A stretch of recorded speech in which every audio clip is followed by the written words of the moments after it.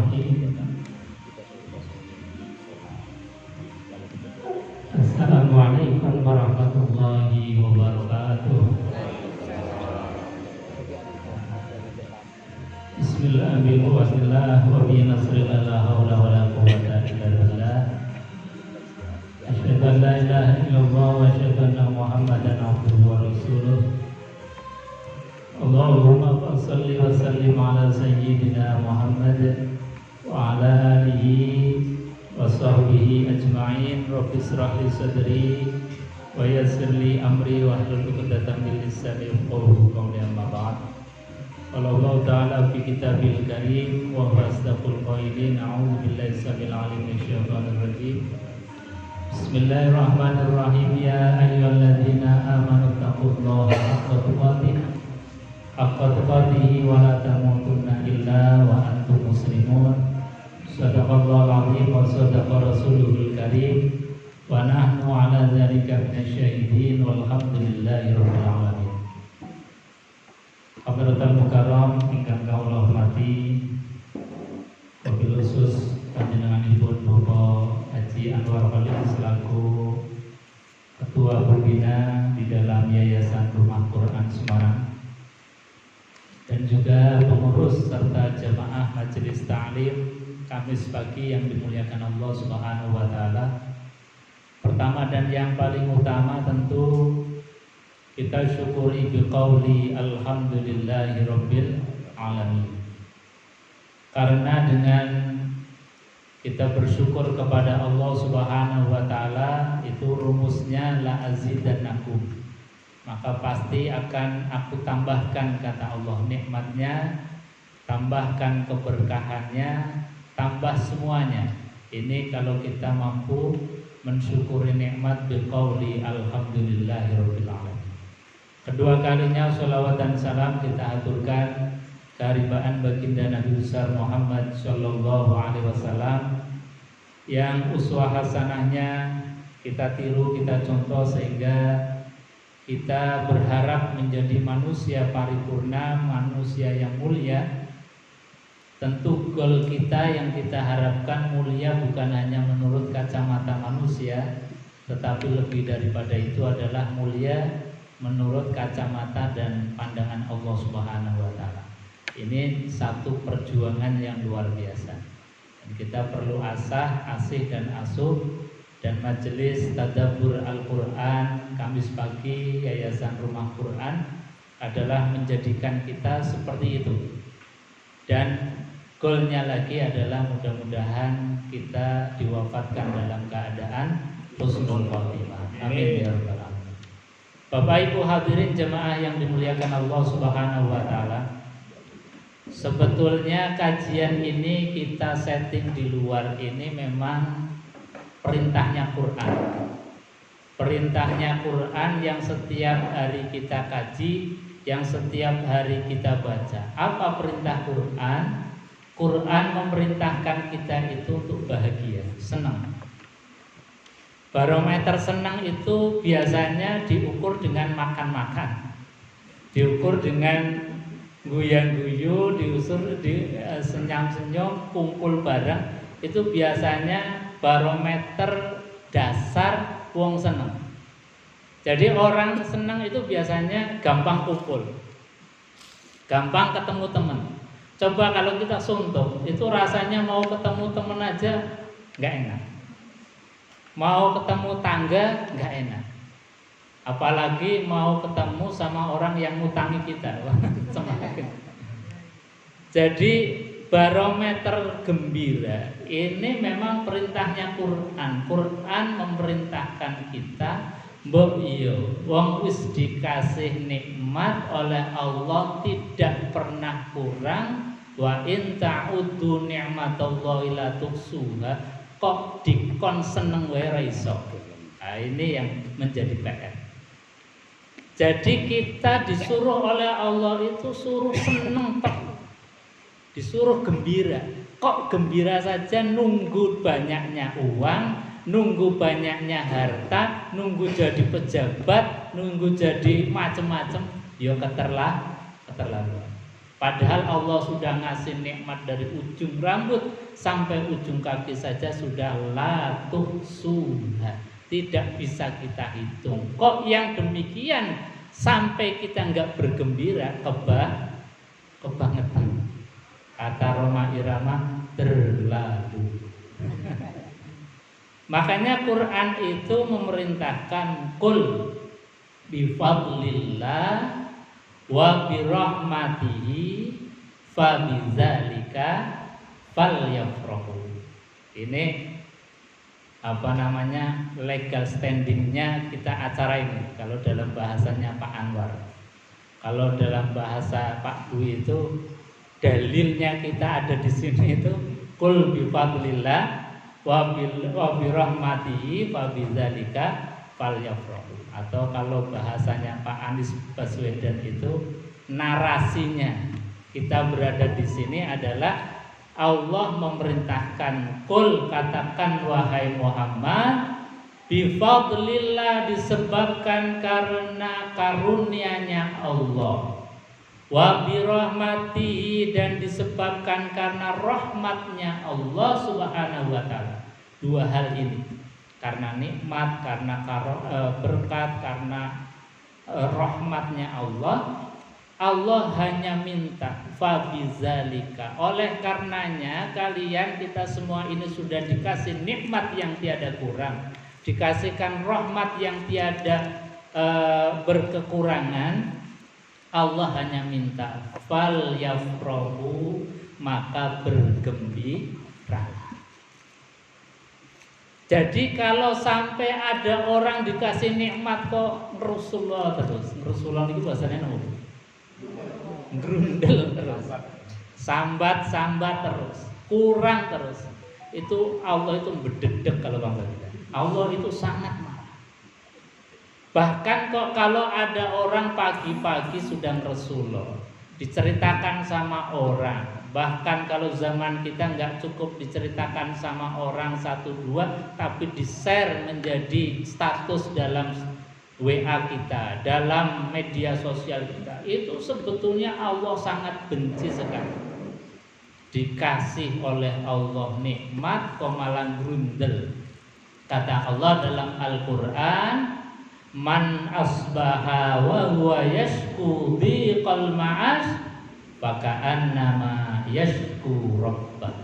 Kata Allah melalui hadis qudsi, man asbaha, barang siapa yang pagi-pagi di qal ma'as, yang kemudian menceritakan tentang kesusahan hidupnya, apakah itu ekonomi yang sempit, apakah itu masalah keluarga, apakah itu masalah kerjaan, jadi status WA kita sumpah, kelihatannya gitu toh.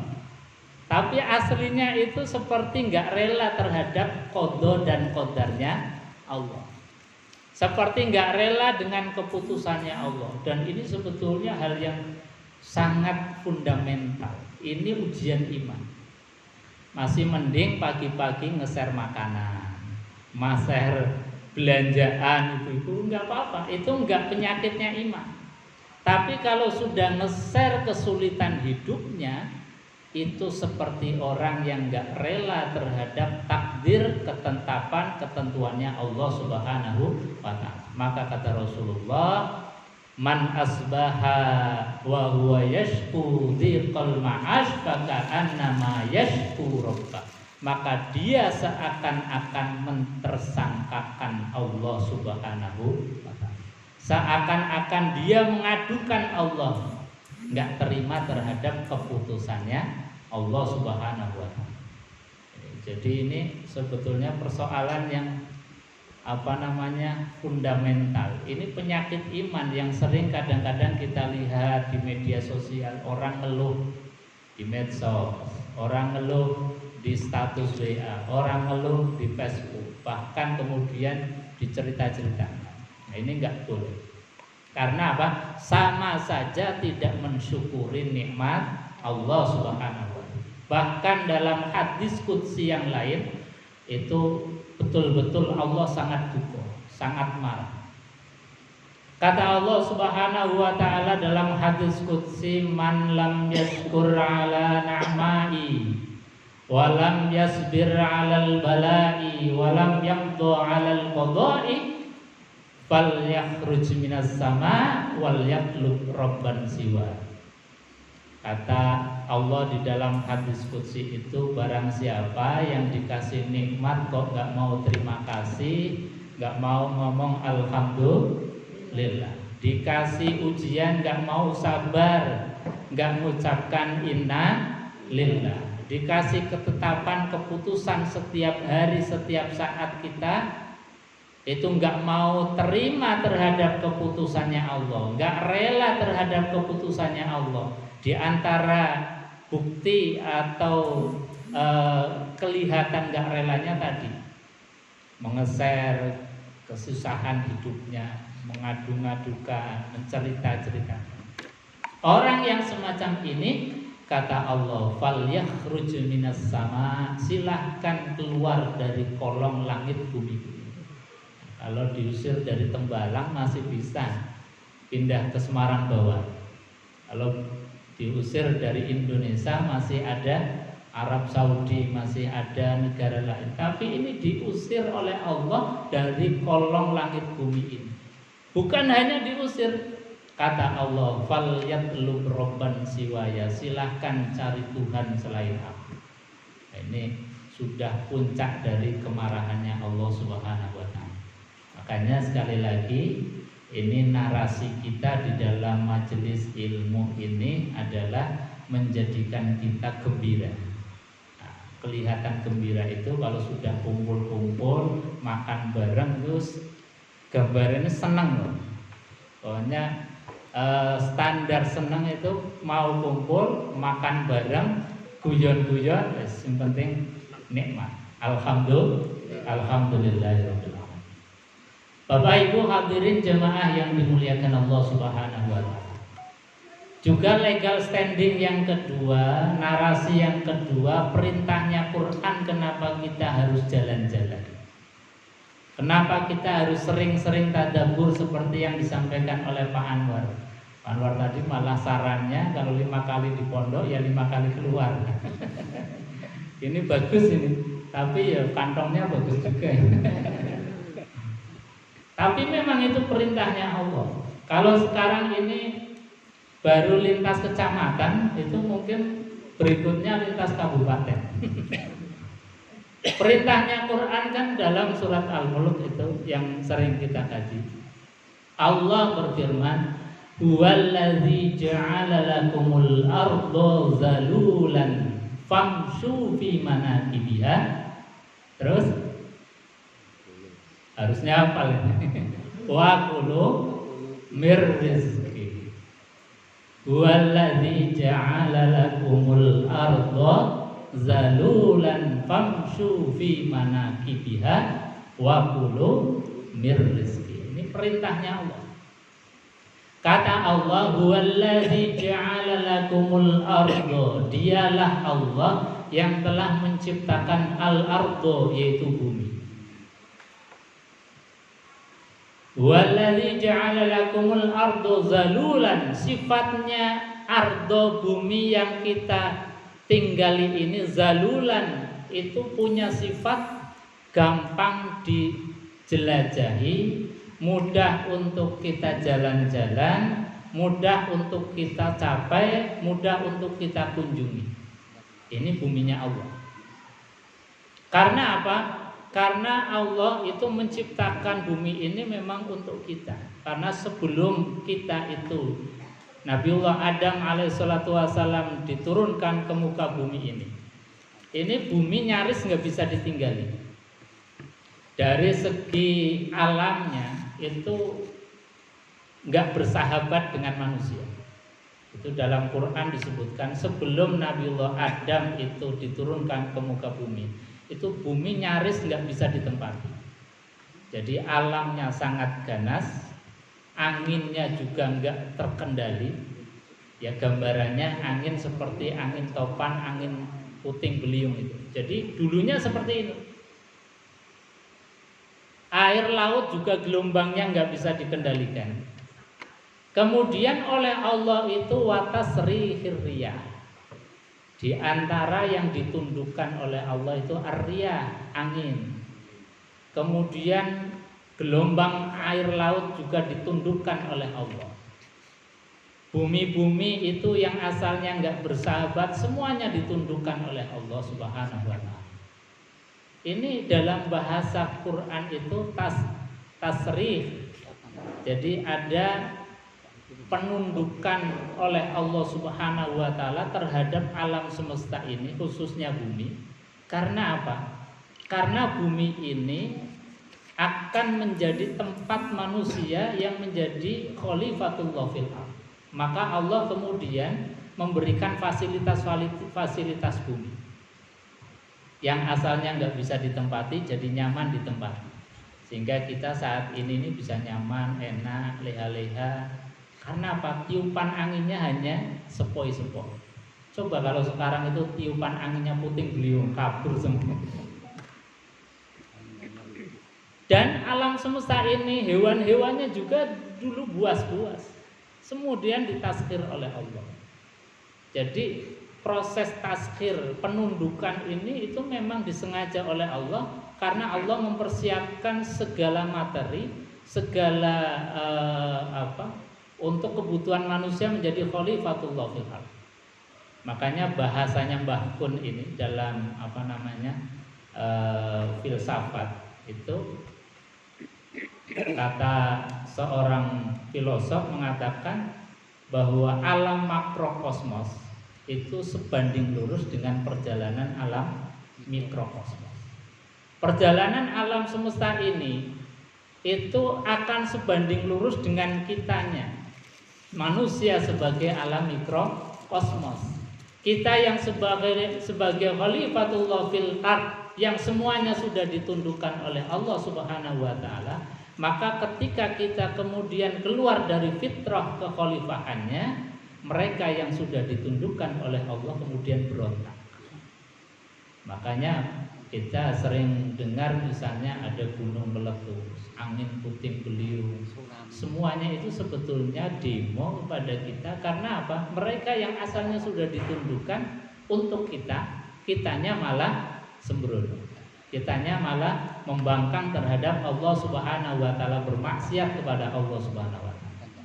Ini kemudian ini menjadi ilmu bagi kita. Ilmu-ilmu di perguruan tinggi itu sebetulnya semuanya muaranya itu. Jadi supaya kita masih eksis di muka bumi ini, maka supaya alam semesta itu masih tunduk, maka mau tidak mau kita harus menundukkan diri di hadapan Zat yang maha menundukkan, yaitu Allah Subhanahu wa ta'ala. Jadi sekali lagi itu rumus kepastian hukum alamnya begitu. Kalau kita taat, kalau kita tunduk sama Allah Subhanahu wa ta'ala, semuanya tertunduk. Alam semesta tertunduk, langit tertunduk, bumi tertunduk, semuanya. Karena menjadi fasilitator atau menjadi fasilitas kita untuk mengabdi menjadi khalifah fil ardh, khalifah pemakmur di muka bumi. Jadi Bapak Ibu hadirin jemaah yang dimuliakan Allah Subhanahu wa taala, jadi wallazi ja'ala lakumul arda zalulan, dialah Allah yang menciptakan bumi ini zalulan, semuanya itu gampang dijelajahi, gampang untuk dikunjungi. Karena bumi sudah mudah untuk dijelajahi, kata Allah ini perintah, bahkan kalimatnya menggunakan fi'lul amri. Famshu fi manakibiha, maka bertebaranlah di lorong-lorong penjuru-penjuru bumi. Artinya apa? Kita itu jalan-jalan itu ya perintahnya Quran, perintahnya Allah Subhanahu wa taala. Famshu fi manakibiha, bahkan bahasanya itu manakib. Manakib ya sesuatu yang sangat jauh, sesuatu yang belum terjangkau, kita datang. Kita datang nih, kita hadir, kita sana. Sehingga apa? Kalau kita betul-betul kemudian famsu fi manakibiha, itu artinya mengaplikasikan doa kita waktu sholat. Ketika kita i'tidal, bacanya apa Bu? Sami Allahu liman hamidah Rabbana lakal hamdu mil'us samawati wa mil'ul ardi wa mil'u ma syi'ta min syai'im ba'd. Jadi sebetulnya kalau kita jalan-jalan itu mengaplikasikan doa tadi. Doa waktu i'tidal, sami Allahu liman hamidah. Sami'a, mudah-mudahan Allah mendengar, liman bagi orang, hamidahu yang memuji Allah Subhanahu wa ta'ala. Rabbana lakal hamdu, Rabbana duhai Allah, laka kepada engkau, hamdu semua pujian. Pujian itu adalah milik Allah. Yang pujian itu disifati mil'us samawati wa mil'ul ardi. Pujian itu memenuhi langit dan memenuhi bumi. Artinya apa? Kalau kita jalan-jalan di tempat bumi yang belum pernah di situ ada pujian. Misalnya orang-orang TKI datang ke Korea, yang Korea itu adalah bumi ateis. Dengan adanya orang-orang Islam ke sana, artinya bumi yang dulunya nggak pernah di alhamdulillahi, jadi sana sekarang ada alhamdulillah. Ketika ada orang kemudian jadi TKI atau jadi pegawai atau berkunjung ke Cina, di sana kemudian ruku dan sujud mengucapkan kalimat alhamdulillah, itu artinya bumi yang belum pernah di alhamdulillahi kemudian jadi mil'us samawati wa mil'ul ardi. Jadi pujian itu kemudian memenuhi lorong-lorong langit, lorong-lorong bumi. Makanya kemudian kita itu ya bertebarlah di alam semesta ini. Bahkan mungkin kalau sekarang ini hanya di bumi saja, ini sudah mulai ada orang yang sudah berterbaran untuk bisa mengucapkan alhamdulillah di bulan. Nggak tahu sudah ada yang alhamdulillah di bulan belum? Karena yang kesana itu biasanya malah justru non muslim. Nah ini PR-nya kita. Karena Allah sudah mengatakan Rabbana lakal hamdu mil'us samawati wa mil'ul ardi. Jadi harus memenuhi. Makanya kemudian kita berkunjung pasti kita kemudian minimal ya kita mengucapkan alhamdulillah. Berarti alhamdulillah sudah bertebaran di langit dan bumi. Nah, ini perintahnya Al-Qur'an. Jadi kata Quran, famshu fi manakibiha, bertebarlah di mana saja, di lorong-lorong, di tempat-tempat yang jauh kita kunjungi. Nah, ini visi kita. Maka kelihatannya kalau sudah tahu ayat ini kita akan sering-sering healing ini. Kita akan sering-sering jalan-jalan karena memang jalan-jalan itu perintahnya Quran. Jadi enggak hanya di pondok saja, ya di pondok baik alhamdulillah wong sudah dibangun kok enggak diisi, ya eman. Tapi ya sering-sering atau kadang-kadang kita keluar alhamdulillahirabbil alamin. Jadi perintahnya setelah tadi Allah kemudian jadikan bumi untuk mudah kita jelajahi, famshu fi manakibiha, maka berjalanlah, bertebaranlah di lorong-lorong bumi itu. Wa kulu mir rizqi. Nah, ini yang perintah yang enak ini. Jadi kalau kita itu jalan-jalan, perintahnya Quran itu yo nyicipi panganan. Jangan cuma jalan-jalan. Kalau kita kemana, ya coba makanannya itu dimakan, konsumsi. Kita paling enggak ya kita apa sih kira-kira kuliner daerah ini. Jadi kulineran itu ya bagian perintah Quran. Kata Quran wa kulu mir rizki. Kenapa Allah itu kemudian kok sesuatu itu ukurannya pemakan ya? Dan memang Allah itu sering kali makan itu jadi ukuran. Makan itu jadi ukuran iman, ya makan. Jadi kata Nabi Shallallahu Alaihi Wasallam, "Man kana yu'minu billahi wal yawmil akhir, falyukrim dhaifa." Barang siapa yang ngaku beriman kepada hari akhir, maka muliakanlah tamu. Di antara muliakan tamu apa? Ya disuguhi, dikasih minum. Itu di antara memuliakan. Bahkan sebagian tradisi orang tua kita, guru-guru kita, apalagi di daerahnya Pak Anwar Wonosobo itu, kalau kita bertamu, kalau belum makan bareng nggak boleh pulang. Gini apa gitu? Pernah tuh? Kita bertamu kepada seseorang, ke rumah seseorang, itu digondeli nggak boleh pulang dulu sebelum makan bareng. Karena ini diantara hal yang baik. Karena apa? Sirriyahnya kita makan makanannya tuan rumah, sirriyahnya kita makan makanannya daerah-daerah tertentu. Itu kemudian kita punya ikatan batin. Ya Allah, ya saya dulu pernah ke Wonosobo, saya makan apa namanya, buah apa itu?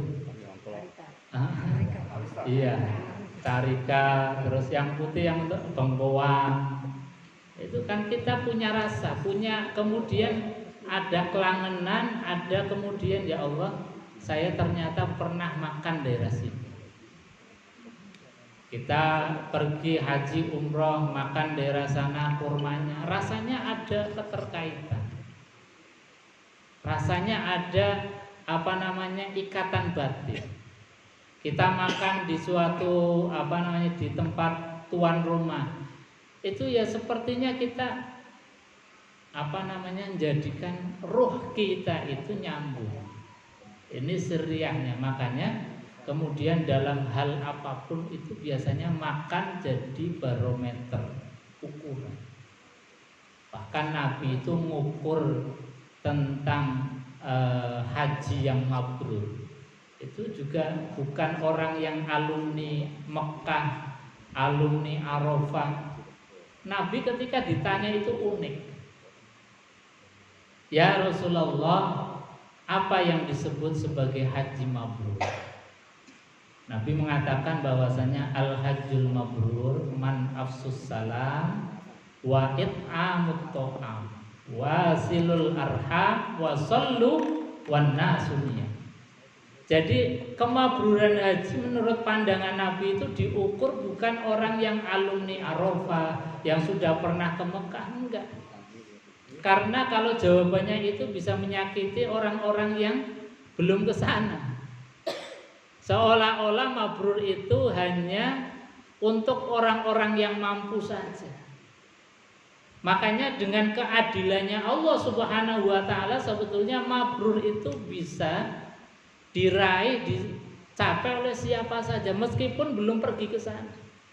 Dengan 4 kriteria hal kata Nabi, man afsus salam, orang yang menjadi agen-agen perdamaian. Agen perdamaian minimalnya adalah afsus salam, menebarkan kalimat salam. Ketemu ya assalamu alaikum. Siapapun, baik orang yang kita kenal maupun yang tidak kita kenal. Jadi afsus salam ini bagian dari kemabruran haji. Ya tentu afsus salam maknanya harus lebih luas dari itu. Salam menebarkan menjadi agen-agen perdamaian dalam damai secara ekonomi, secara sosial, politik, budaya. Itu kita itu harusnya jadi agen-agen perdamaian. Tidak boleh menjadi agen-agen yang kemudian malah menjadi perusuh, perusak, penebar hoak dan lain sebagainya. Enggak boleh. Harus menebarkan salam perdamaian. Wa it'amut ta'am, yang kedua barometer mabrur itu memberi makan. Jadi memberi makan itu ya barometer iman. Barometer haji yang mabrur. Jadi haji yang mabrur itu bukan habis pulang dari Mekah, dari Madinah itu kemudian jadi malah tambah pelit, tambah awal enggak, tapi tambah kemudian suka berbagi, baik kepada orang yang mampu, lebih-lebih kepada yang tidak mampu. Ini gemar untuk berbagi. Wasilul arham yang ketiga adalah menyambung tali silaturahim, dan yang keempat adalah wasallu wan nasuniyah. Malam hari kita kemudian tawajuh, bertemu, berjumpa dengan Allah, bersilaturahim dengan tahajud kita, dengan kita bermunajat kepada Allah Subhanahu wa taala.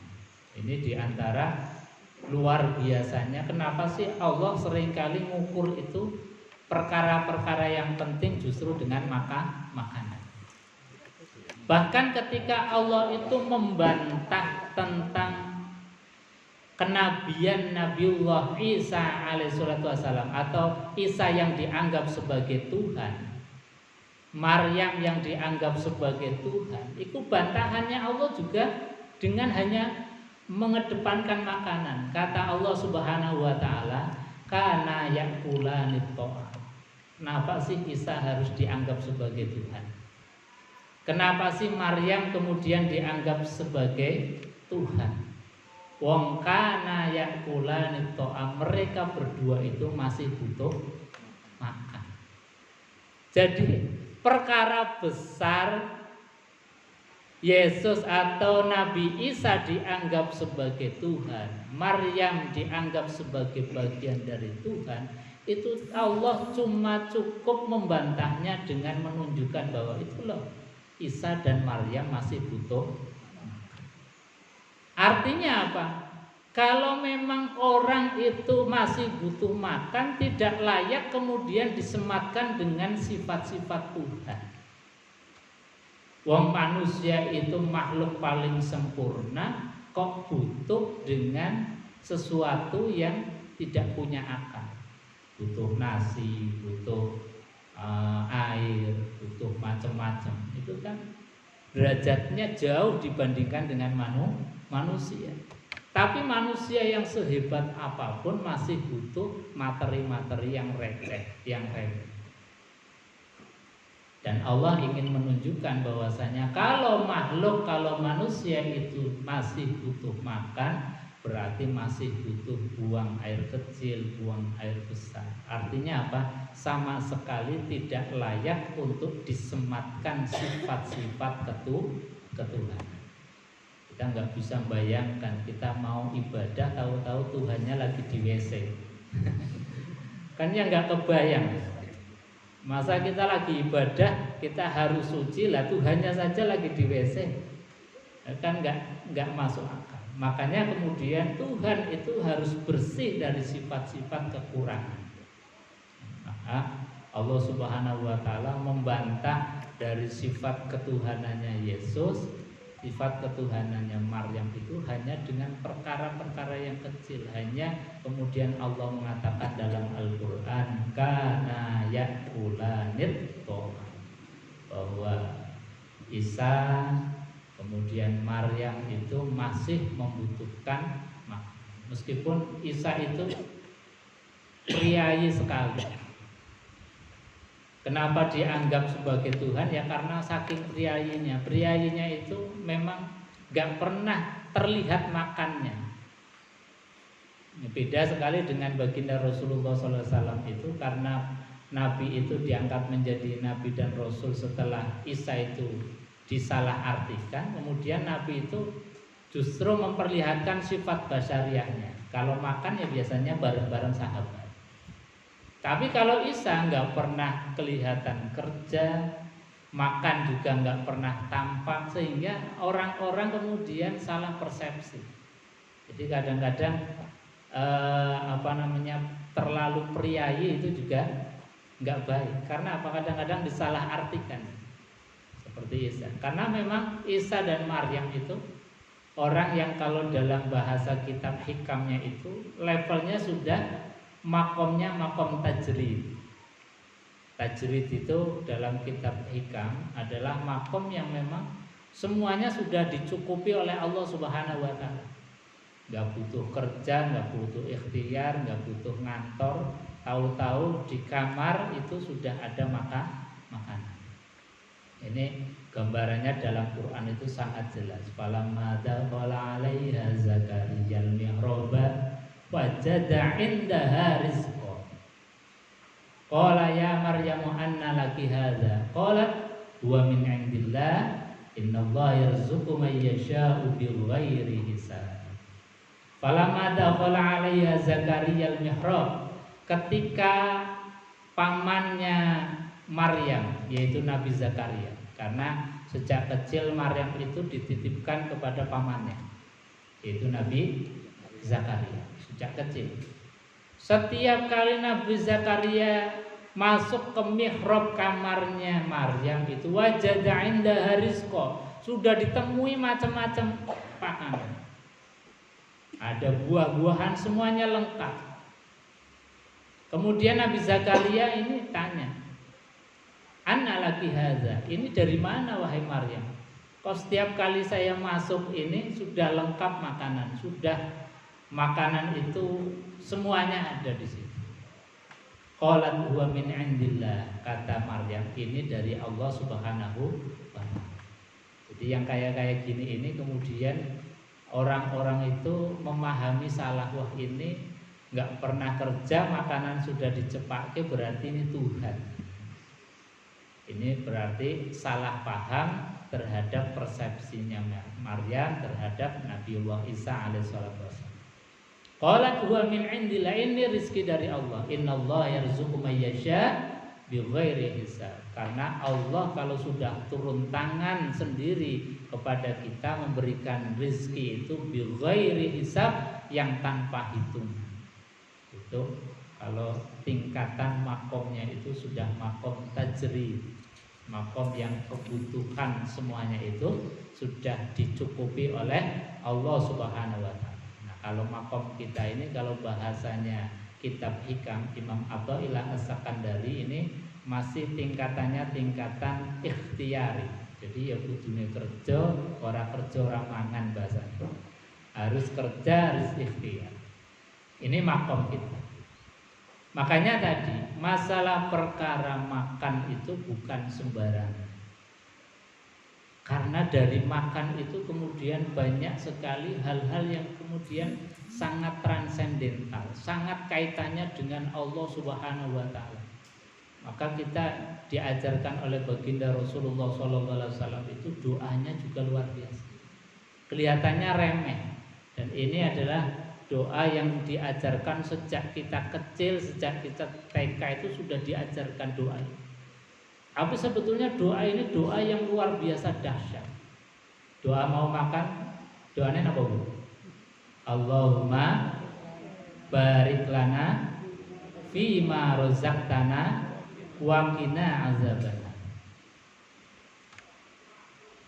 Allahumma barik lana, ya Allah berkailah lana kepada kami. Jadi meskipun makannya sendiri, itu doanya dengan domir kami. Itu seperti kemarin kita ajarkan, kita sampaikan di dalam tafsir Al-Fatihah. Sirriyahnya kenapa kita itu berdoa, ihdinas siratal mustaqim, ihdinas siratal mustaqim. Itu semuanya pakai domir-domir. Nah, meskipun kita bacanya sendiri, dibaca dalam sholatnya ya sendiri kadang-kadang, tapi tetap domirnya domir nah.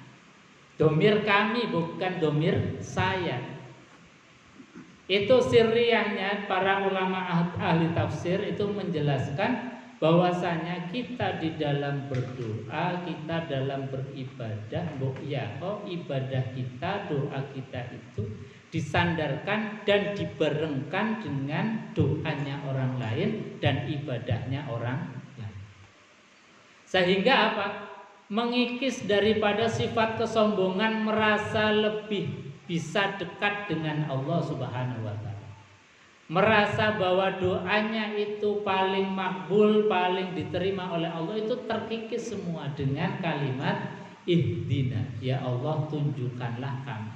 Termasuk doa makan tadi, Allahumma barik lana, ya Allah berkailah kami. Kenapa harus kami? kata Al-Imam An-Nawawi di dalam tafsir doa ini dijelaskan dalam kitab Al-Azkar itu, karena kita di dalam makan itu punya proses yang sangat panjang. Satu suap pulukan nasi itu bisa rantainya itu bisa panjang sekali, bisa puluhan bahkan bisa mungkin ratusan orang yang terlibat di dalam satu pulukan nasi kita. Dan ketika kita kemudian makan satu suap nasi yang diawali dengan Allahumma barik lana, ya Allah berkailah kami, itu artinya apa? Yang kita doakan untuk mendapatkan berkah itu bukan hanya kita yang makan, tapi dari mulai petani yang menyemai dari benih, yang menanam benih, yang kemudian membersihkan gulma, yang sampai memanen, dari panen kemudian kita masukkan ke selip, kemudian dimasukkan ke pasar, di pasar masih kemudian beretape-etape, sampai dengan kemudian ke toko, toko masih dibeli oleh kita atau oleh rewang kita, pembantu kita, masih dimasak lagi. Itu prosesnya itu banyak sekali. Maka sekali kita mengucapkan Allahumma barik lana, sebetulnya semua proses dalam satu pulukan nasi itu semuanya mendapatkan doa keberkahan dari kita, mendapatkan doa keberkahan dari kita. Makanya petani itu luar biasa, meskipun mungkin jarang doa, berkahnya luar biasa. Karena apa? Setiap pulukan nasinya itu ada doa untuk dia. Setiap pulukan nasi ada doa untuk dia.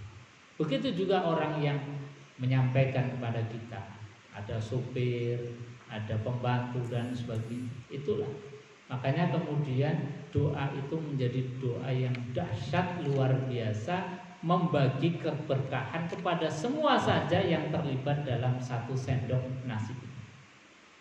Allahumma barik lana fi ma razaqtana wa qina adzabannar. Bapak Ibu hadirin jemaah yang dimuliakan Allah Subhanahu wa taala, maka kemudian tadi fakulu mir rizki, maka setelah kita berjalan-jalan dimanapun kita berada, jangan lupakan kita untuk memakan dari hasil panen, hasil dari tanah tersebut, dari lokasi tersebut. Dengan begitu kemudian kita punya ada channel, ada listrik sangkut pautnya, ada nyambung, kemudian kita kemudian merasa dekat.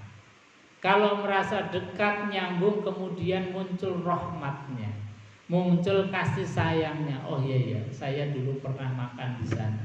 Oh saya pernah dulu makan daerah sini. Itu kemudian rasanya eman, rasanya sayang, nggak mau menyakiti, nggak mau mendolimi terhadap orang-orang yang ada di tempat tersebut. Ini diantara sirriyah-sirriyahnya, dari rahasianya Allah Subhanahu wa taala, wallazi ja'ala lakumul arda zalulan famshu fi manakibiha wa kulu mir rizqi. Jadi kita selain diperintahkan untuk berjalan-jalan, juga untuk makan dari konsumsi setempat. Hadirin Bapak dan Ibu jemaah yang dimuliakan Allah Subhanahu wa taala, itu baru prolognya dulu. Jadi narasi kita berada di tempat ini, jalan-jalan, itu diantaranya adalah perintahnya Allah Subhanahu wa taala. Bapak Ibu hadirin jamaah yang dimuliakan Allah Subhanahu wa taala, kita lanjutkan dengan kajian tafsir Al-Qur'an, melanjutkan dari kajian-kajian kemarin. Kita sudah sampai ayat yang ke-6. Ayat yang ke-6. Ini mungkin sebelum ada saya lanjutkan dengan pembahasan. Mungkin ada yang mau menanyakan atau menambahkan dulu.